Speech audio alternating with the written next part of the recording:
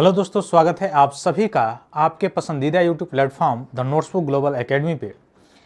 दोस्तों, भारत एक टेक्नोलॉजी में या प्रौद्योगिकी में अगर देखा जाए तो एक ऐसे अग्रसर की तरफ बढ़ रहा है जिसमें विश्व के बहुत सारे डेवलपिंग कंट्री या डेवलप्ड जो कंट्री हैं उनमें भारत जो है पहुंच रहा है। खासकर टेक्नोलॉजी के मामले में आपने देखा होगा पिछले वर्ष जो इसरो है वो शतक पूरा किया हुआ था, जो सक्सेस में है, सफलता में है, जो प्रक्षेपण से है उससे रिलेटेड। और अभी इस वर्ष जो है आपको ये देखने को मिलेगा कि नाभिकीय संलयन में कह रहा हूँ, नाभिकीय जो क्षेत्र है या परमाणु ऊर्जा जो क्षेत्र है उसमें एक अलग ही तरह का जो है उपलब्धि भारत हासिल किया है। अब आप बोलेंगे कि वह कैसा जो है उपलब्धि है जो भारत के द्वारा हासिल किया गया है। देखिए, ये जो उपलब्धि है जिसकी बात आज हम लोग करने वाले हैं, यह उपलब्धि में विश्व के बहुत सारे देश लगे हुए हैं और लगे हुए थे पिछले बहुत सालों से, और उस कई देशों ने तो हाथ खड़ा कर दिया। अमेरिका जैसे देशों ने जो है बहुत बड़े लेवल पर इसमें इन्वेस्ट किया था, उसके बाद से हाथ खड़ा कर दिया था। और यह टेक्नोलॉजी जो है जिसके द्वारा परमाणु ऊर्जा में भारत आत्मनिर्भर हो सकता है या ऊर्जा के क्षेत्र में आत्मनिर्भर हो सकता है, जो कि एक कल्पना की जा रही है कि 2047 तक भारत आत्मनिर्भर और भारत जो है विकसित भारत बन जाएगा। उसकी ओर और एक कदम आप कह सकते हैं कि अग्रसर की ओर या एक कदम आगे की ओर यह बढ़ते हुए दिखाई देगा कि विश्व के उन चुनिंदा देशों में भारत आज शामिल हो रहा है जो अपने आप को कभी टेक्नोलॉजी में सबसे बड़े या टेक्नोलॉजी का संप्रभु या टेक्नोलॉजी का सबसे बड़ा जो है अधिकार रखने वाले देश होते थे, उसमें भारत जो है और भारत के वैज्ञानिकों ने वह जीत हासिल की है। और यह मैं बात कर रहा हूँ खासकर का जो FBR है, अर्थात एक ऐसा रिएक्टर जो कलपक्कम में बनाया जा रहा था या कलपक्कम में जो है उसका रिसर्च चल रहा था। हालांकि पूर्ण रूप से अभी तरह से ये काम करना शुरू नहीं करेगा, 2040 के आसपास ये काम करना शुरू कर देगा, लेकिन इसका जो क्रिटिकल फेज है उसको उसने पार कर लिया है। अब आप बोलेंगे इससे फायदा क्या होने वाला है, तो अभी आप देखे होंगे कि मध्य एशिया में जो युद्ध लगा हुआ था, युद्ध जो चल रहा था, कितने बड़े लेवल पे ऊर्जा का संकट हो रहा था या ऊर्जा का संकट मंडराया हुआ था। तो ऐसे कहीं विश्व में अगर अस्थिरता आ जाए ऊर्जा से रिलेटेड या कहीं चूंकि हम लोगों की सबसे ज़्यादा ये चीज़ें हैं कि हमारे वहाँ वो मतलब ऊर्जा जो है या क्रूड ऑयल्स जो है या हमारे वहाँ नहीं होता है, इसलिए आयात पर सबसे ज़्यादा डिपेंडेंसी रहती है।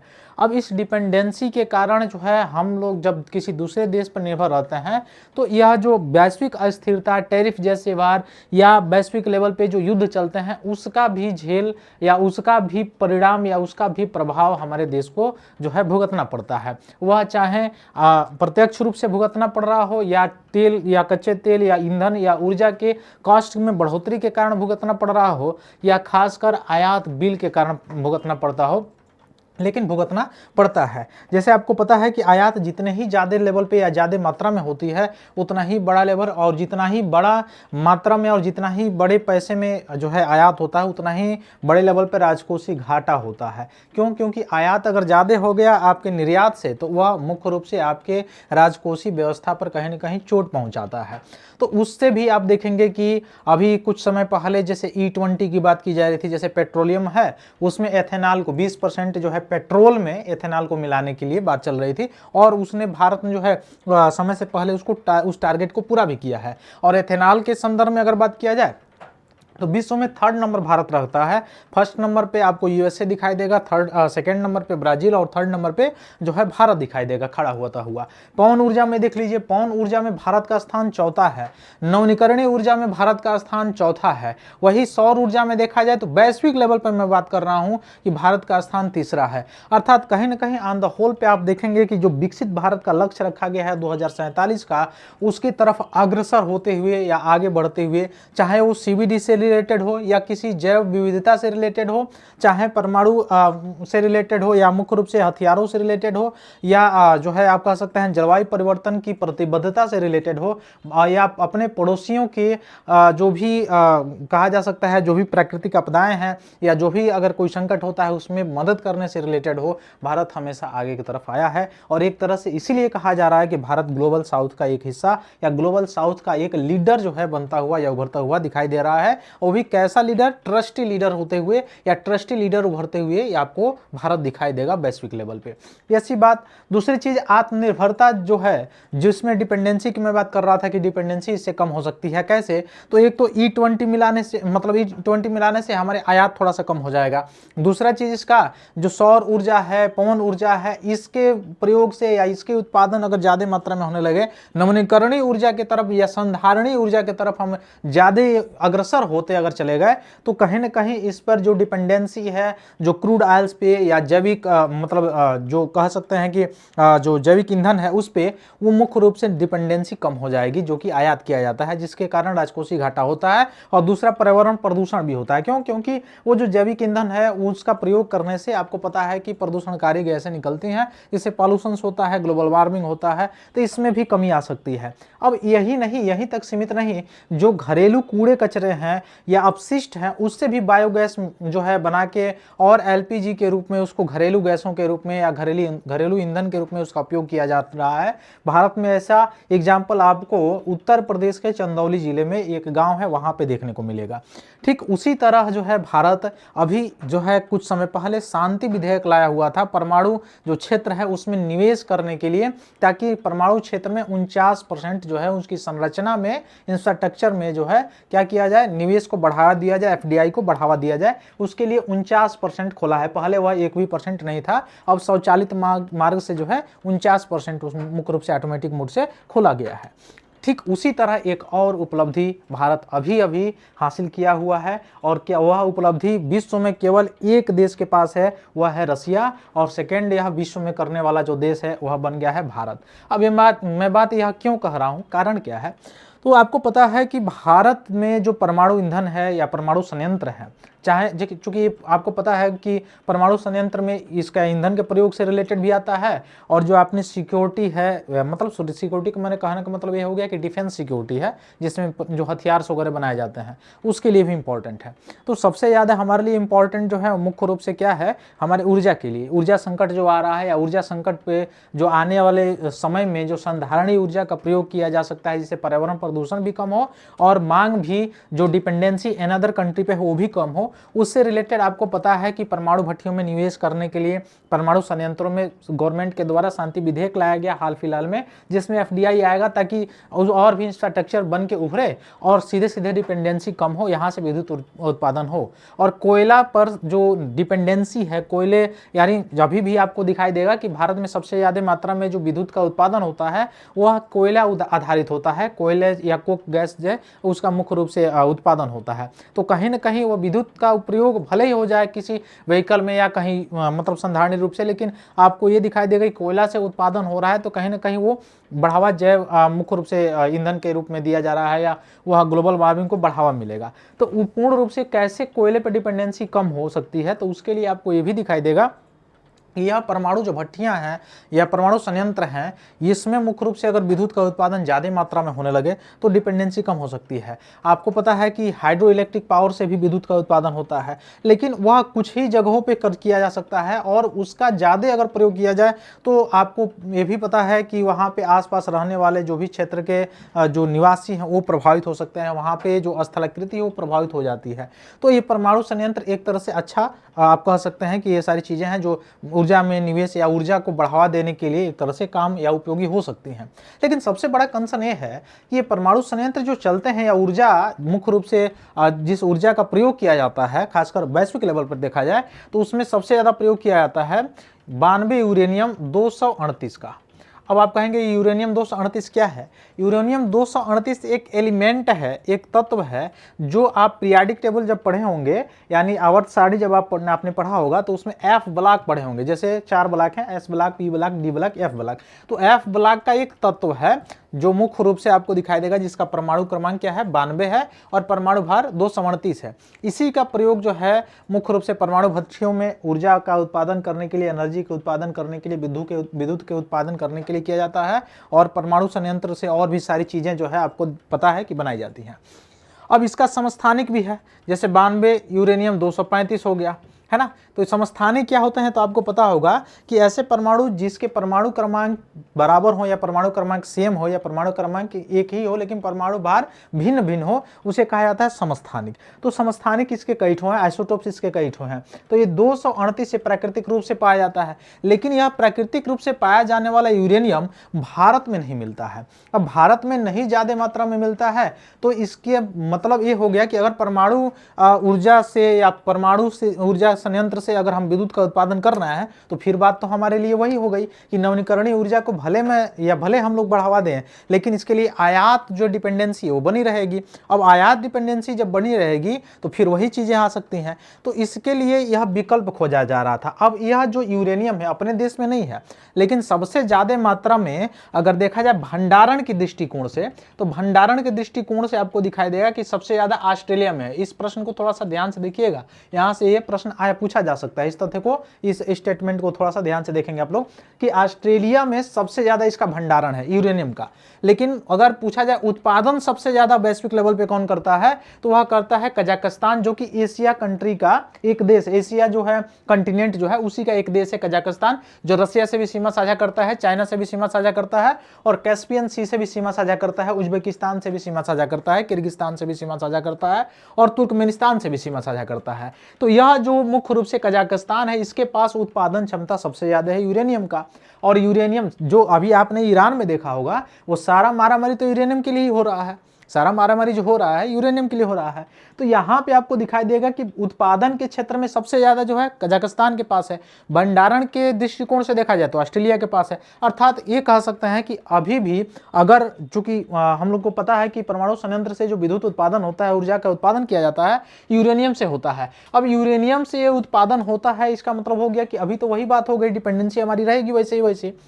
तो भारत विकल्प खोज रहा था। अब कौन सा विकल्प, आपको पता है कि भारत के पास इसमें से सबसे ज्यादा अगर कोई चीज पाया जाता है तो भारत के पास जो है थोरियम पाया जाता है। अब आप बोलेंगे थोरियम है क्या, ये कहां से कूद आया, तो थोरियम भी एफ ब्लॉक का ही एक परमाणु है। अब जो लोग साइंस बैकग्राउंड से थोड़ा सा पढ़े होंगे उनको समझ में आ जाएगा कि एफ ब्लॉक क्या होता है। जब आप आवर्त सारणी पढ़ेंगे, पूरे तत्वों को पढ़ेंगे, तो आपको पता होगा कुछ धातु हैं, कुछ उपधातु हैं और कुछ जो है आपको दिखाई देंगे कि अधातु है।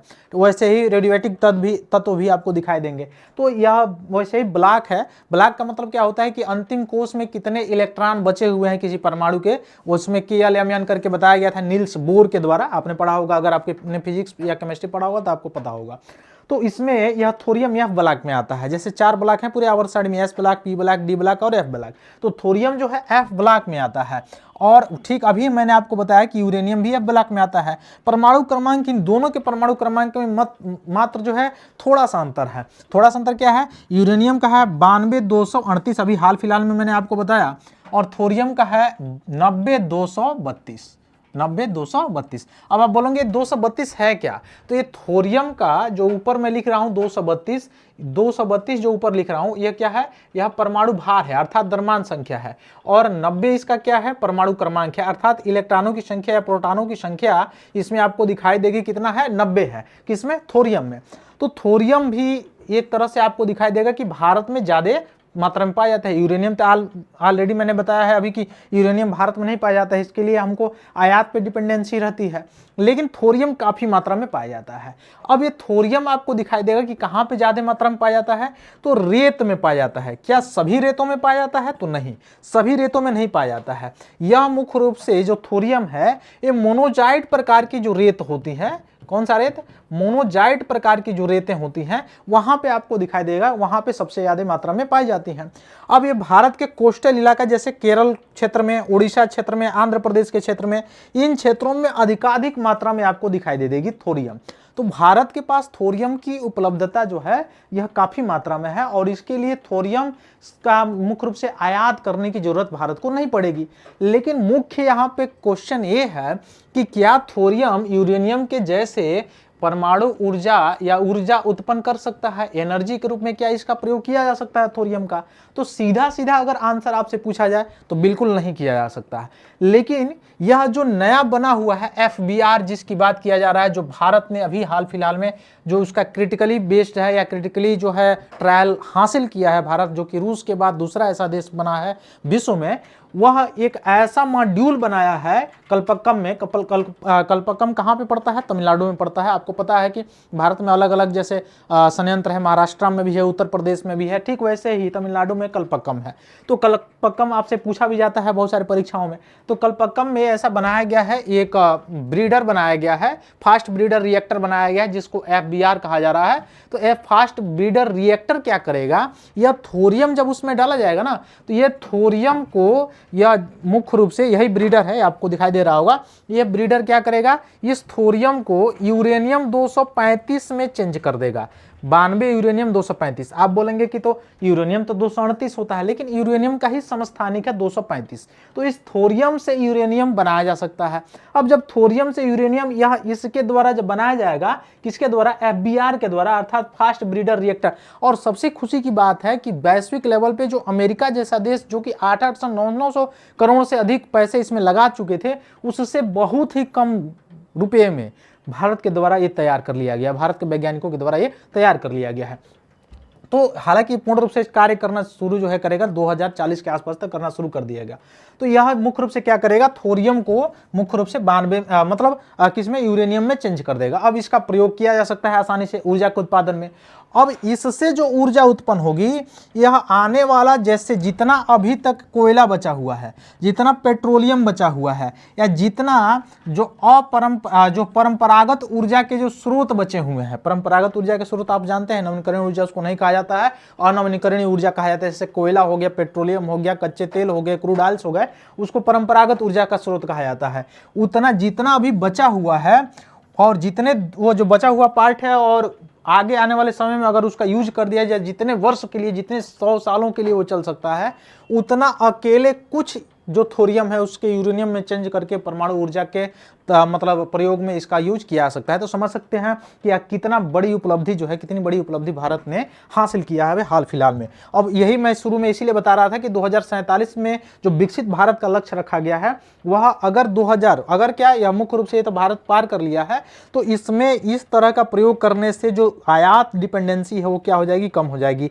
E20 मिलाया जा रहा है, उससे आयात डिपेंडेंसी कम हो जाएगी। साथ ही साथ आपको ये भी दिखाई देगा, जो बायोगैस का निर्माण किया जा रहा है, उससे जो है डिपेंडेंसी होगी वो भी कम हो जाएगी। तो यह सीधे सीधे कहीं ना कहीं आत्मनिर्भर भारत की तरफ आपको ये चीजें दिखाई देगी। तो फास्ट ब्रीडर जो है, प्रक्रियाओं को प्रेरित करने के लिए तेज न्यूट्रॉन का इसमें उपयोग किया जाएगा। फिर PFBR में प्लूटोनियम और यूरेनियम ईंधन का मिश्रण भरा होता है। इसके संचालन के दौरान कोर में विखंडन न करने वाले न्यूट्रॉन उपजाऊ पदार्थ जैसे यूरेनियम 238 की एक परत में अवशोषित हो जाते हैं, और अधिक विखंडन पदार्थ जैसे प्लूटोनियम 239 में परिवर्तित हो जाते हैं, जिससे नए ईंधन का निर्माण होता है। इसी वजह से रिएक्टर अपनी खपत से अधिक विखंडनीय पदार्थ उत्पन्न कर सकता है, जिससे ईंधन की आपूर्ति यूरेनियम से मिलने वाली आपूर्ति से कहीं अधिक जो है वह बढ़ जाती है। तकनीकी विशेषता देखा जाए तो शीतलन करना, यानी तरल सोडियम का उपयोग करता है शीतलक में। ईंधन पुनर्चक्रण में देखा जाए तो अन्य रिएक्टरों के प्रयुक्त ईंधन को पुनः संसाधित करके ब्रीडर चक्र में डाला जा सकता है, जिससे अपशिष्ट जो है कम हो सकते हैं। थोरियम एकीकरण में देखा जाए तो इसी प्रजनन प्रक्रिया का उपयोग अंततः थोरियम 232 को यूरेनियम 233 में परिवर्तित करने के लिए किया जाएगा, और तीसरे चरण के रिएक्टरों के लिए यह ईंधन के रूप में कार्य करेगा। ठीक ना। तो 6 अप्रैल 2026 को कल्पक्कम स्थित 500 मेगावाट जो क्षमता वाला परमाणु विखंडन संयंत्र था, PFBR था, उसने क्रिटिकली प्राप्त कर ली है। क्रिटिकलिटी जो है जिसने प्राप्त की है, इसका मतलब ये हुआ कि पहली बार निरंतर परमाणु विखंडन प्रक्रिया शुरू की है, और पूर्ण विद्युत उत्पादन की दिशा में आगे बढ़ने के लिए इस तकनीकी तत्परता यह मुख्य रूप से आगे की तरफ बढ़ रहा है। तो ऊर्जा में आत्मनिर्भरता इससे होगा। ईंधन उत्पादन में आपको दिखाई देगा, तीसरे चरण में प्रगति दिखाई देगी। तकनीकी नेतृत्व में भी आपको दिखाई देगा, यह आगे हुए FBR के चलते। ठीक ना। तो दीर्घकालिक ऊर्जा रणनीति, भू राजस्विक या भू राजनीतिक और आर्थिक यह परिणाम भी आपको देखने को इससे मिलेंगे, जो कि मैंने शुरुआत में ही आपको ये सारी चीज़ें बता दी है। तो फिर मिलते हैं हम लोग अपनी अगली क्लास में। आशा करते हैं सारी चीज़ें आपको समझ में आई होगी। तो फिर मिलेंगे नेक्स्ट डे। तब तक के लिए बहुत बहुत धन्यवाद। जय हिंद।